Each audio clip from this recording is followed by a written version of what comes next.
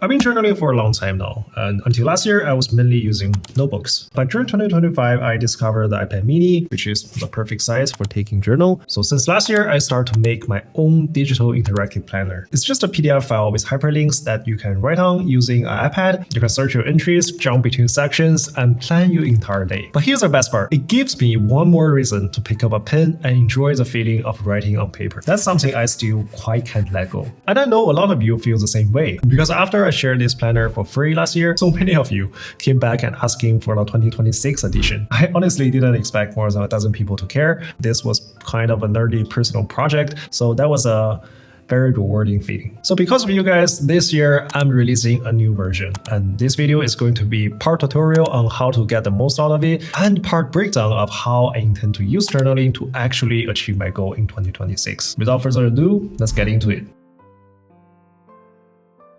Now, I want to start with my favorite quote of the year from Tim Ferriss. I read this from his personal blog, and he said, "What we fear doing most is really what we most needed to do." So that's a very fitting thing to hear in January when everybody is trying to make their New Year resolution. I actually put this on the front page of this year's journal as a reminder to try new things and take more risks. Which brings us to the first page, the goal setting page. Now, I'm not going to lecture you on why goal setting matters, but you should know that there is a right way to set goals and there are the wrong ways. And after almost 10 years of working as a management consultant and coaching people on setting goals, and I can tell you, probably 99% of people are doing this wrong. So with this page, let me set the record straight. Like I always said to my client, what separates people from achieving their goal from those who don't are basically two things. You have action and you have consistency. That means when you set goals in the beginning of January, not only you need to have an abstract concept of the goal, you also need to break them down into tiny actions that are relevant, attainable, and measurable. There's actual science behind this, and I covered it very thoroughly in an older video, but I suppose most people know this as old knowledge, so I won't repeat it here. Just trust me on this. But here's how I will set my goals using this page. Now, this page gives you just enough structure to break down your goals the right way. Let me walk you through how I do it. For example, my goal this year are to become someone who, for one, does a solid work in my day job, earns a decent salary. While I was doing that, I should avoid burnout and spend as much time as possible with the people who matter. Number two, I should be someone who has clear content strategy for this YouTube channel and find real balance between my full-time job and creating videos. And number three, I talked about this before, I should take more risks, learn new things I haven't tried before, because my son is growing up really fast and I just don't want to be a boring dad who stares at a computer all day. So you see, those are very high-level goals. What we need to do is to break them down further, because right now those are really abstract. Who do I want to become? That's quite vague, right? So what does breaking goal down actually means in practice? So how I would teach people is to do a little bit brainstorming using the structure laid out in this table. So how I think about it is that based on that abstract objective, how would I describe this ideal person? So here's what I wrote down. So first of all, financially, I need to make around at my day job to feel like I'm making progress in my career. But at the same time, I also don't want to keep traveling so much. Past 5 years, I spent over 130,000 kilometers just on taxi. So as you can imagine, that wasn't really fun. But for those of you working sales-related job, you probably know the less you travel, the less you probably earn. So for number three, I actually wrote down, stop chasing more money after a certain point. Make peace with my limitations and appreciate the little things. It's a bit philosophical, but I think it works. It made me a happier person. And number four, grow with my kid. I mean it quite literally. I want to grow with them, not just watch them grow. I mean, I never really learned to skate or play basketball really well. My son are really young and they're learning really fast. I want to learn with them, get better together. That should be a really fun experience. And there's YouTube stuff. I won't bore you with all the details. I got a few things in mind, but I think you get the idea. Now, here's the key. In the next column, you justify why each goal matters to you. Because believe it or not, it actually really benefits you if you can cut the list down to just three. I call them the primary and secondary goals. Here's the reason why. I've done this for years, and every single time I started January way too ambitious. I set too many goals, and the moment things goes off track, I always feel defeated. And by February, a lot of the goals that I set, they stop meaning anything to me because, there's no chance of achieving them. If you don't want that to happen to you, trust me, pick three things, do them right, and just be happy about it. Now, those has to be meaningful things. So that's why we did the little brainstorm in the beginning. Out of the 5 things I listed before, if I can get these 3 things done, I think that's a pretty good year. Now, on the monthly review page, which I'll show you later, you can check in on your progress. Just click here and you jump to it. This is where you reflect, am I actually moving towards my goals? And remember, we said goals needs to be measurable.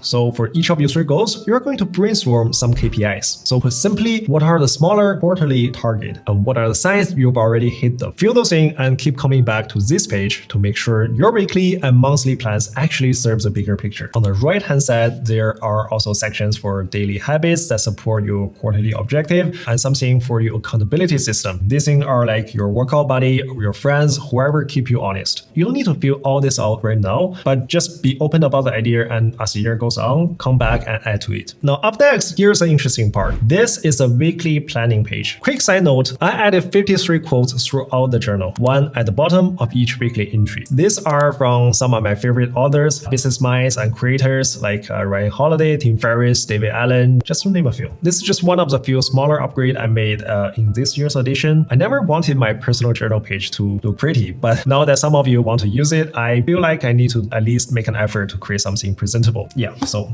hope you like it. Now the weekly planning page is actually pretty straightforward. You would use this just like your calendar. Your time block your important activities in the day column and log your weekly objectives, key actions, and the habit you want to develop. The same one we talk about in the goal setting section. Now on the left, you can see there's a row of checkboxes to keep yourself accountable. Now for example, I logged practice dribbling every day and that's a habit I want to develop. I've actually done it today. Not well, but I've done it. Now I made a different version of this page using what's known as a ABC method, but the time blocking layout seems to be more popular. That said, if you prefer the older version, just let me know in the comment. The advantage of the older version is that you don't have to be so meticulous with your time blocking. Instead, you prioritize your task using a AB system, marking your golden star task of the day. Now, I forgot which author invented this, but here's how it works. If you have a task you need to complete first thing in the morning, you can mark an A in this part. That will be your highest priority, most brain-intensive work. B tasks are everyday necessities that require less mental energy. And the C tasks are creative works. Those are less urgent, but still require a deep focus and engagement. I actually use this a lot when I'm a more junior person at my firm, when prioritizing tasks was really everything. And these days, I mostly just track my time. I've developed a kind of a muscle memory for prioritization, so I guess it really depends on where you are at your career. If you want me to make that version too, just drop a comment. If I see like, I don't know, dozen people demanding it, I'll make it happen. I'll put the download link in the description below.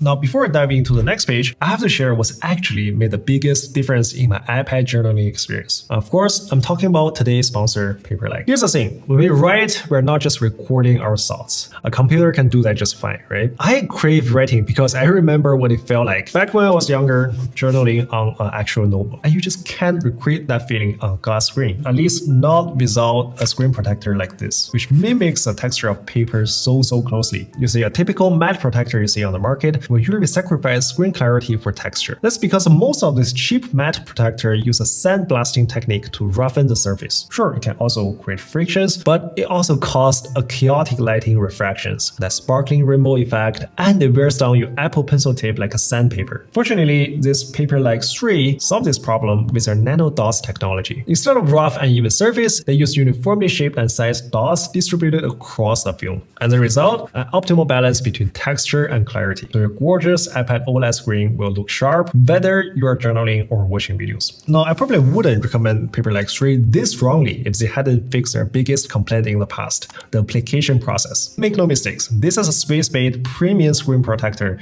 and you don't want to mess it up putting it on. That's why this year they introduced the Butterfly application system. They use a multi-layered peel mechanism that aligns the film perfectly before exposing the adhesives. Removing the backing creates a static charge that pulls the dust particle away from the screen and onto the base layer. So it kind of creates a mini clean room right at the moment of application. So finally, you don't need to be a surgeon to put this on. Just snap, pull. Anyone can do this perfectly at the first time. They come in premium package of 2 for $49, and you can scan the QR code on the package to get an interactive guide. Honestly, if you're into iPad journaling, this has got to be one of the most no-brainer purchase. I wholeheartedly recommend it. Thank you, Paperlike, for sponsoring this video.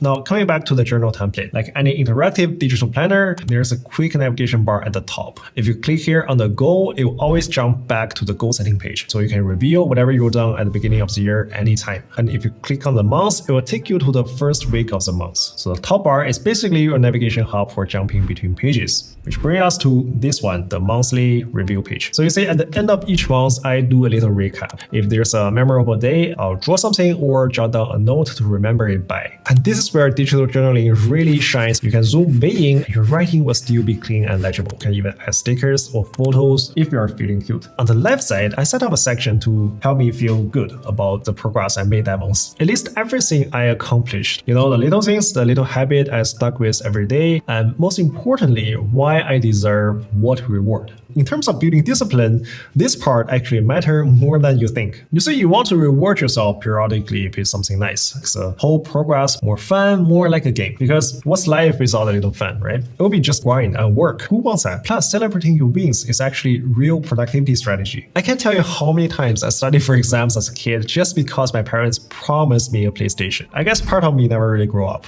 Now, onto the final section. This year, the journal template is 78 pages, most of which are a weekly planning page we already talked about, but by year end, I usually have way more than that because I keep adding blank page for things that randomly inspire me. For example, a couple of days ago, I watched Elon Musk on the Moonshot podcast, and it sparked a deep dive into Neuralink and potential investment opportunities. So I took a page and filled in all the research, all the interesting pictures that I can think of. So if I were to have a conversation with a colleague, I can pull this information right out. Or for example, my 6-year-old had a profound conversation with me this morning, and that completely changed how I think about childhood education. I'll jot down my thinking behind that moment because moments like that need space, a blank space where your thought can just roam. So that's why I added blank page at the very end. You're welcome to duplicate it whenever you need to. Now, if you're on a tidy tab, you might like the annual review page. It lets you cross off the day as you complete your daily tasks, giving you a visual overview of how consistent you've been across the entire year. I like watching this page more than I care to admit because there's something deeply satisfying about crossing for the full year and knowing you stay disciplined and knowing your life is moving towards the right direction. So I guess self-validation really matters. That's really what I'm saying. And this little journal template helps you do that in this very simple way. Yeah, that's my approach to digital journaling. I had other tips and tricks like which app to use, reverse goal setting, things like that. But I covered all of those in last year's video, so I don't really want to waste your time repeating myself. So the short version of my suggestion is to get an app called GoodNotes. It's the best note-taking app for journaling. It makes your handwriting looks better. It has features like autocorrect and stickers, and just makes the whole journaling experience on iPad more enjoyable. If you want more practical tips from my decade of journaling, I'll link my 2025 video down below. That's it for this one. Thank you so much for reminding me there's actually demand for this nerdy little project of mine. The journal template is on my website for free, at least for now. I think I will keep it free for a couple months. By then, most of you who are interested in journaling should already got it. Then I may bump it up to like $2 or something. So if you like it, get it while it's free. All right. Thanks for watching. I hope you have a wonderful year and I'll see you in the next one. Bye.